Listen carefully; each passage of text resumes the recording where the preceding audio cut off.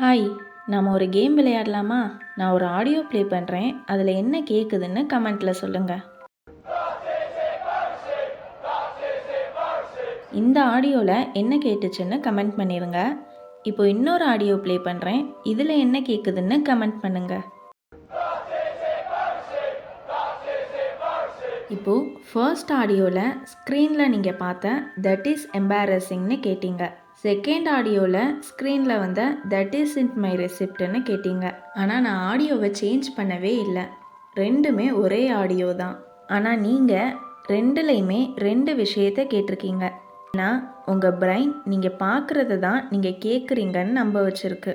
சிம்பிளாக சொல்லணும்னா உங்கள் கண்ணும் உங்கள் காதும் ஒரே டைமில் பிரெயினுக்கு சிக்னல் அனுப்பியிருக்கு.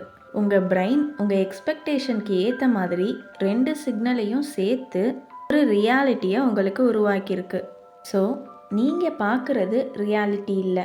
உங்கள் எக்ஸ்பெக்டேஷன்ஸ்க்கு ஏற்ற மாதிரி உங்கள் பிரெயின் க்ரியேட் பண்ண ரியாலிட்டியை தான் நீங்கள் பார்த்துட்டு இருக்கீங்க.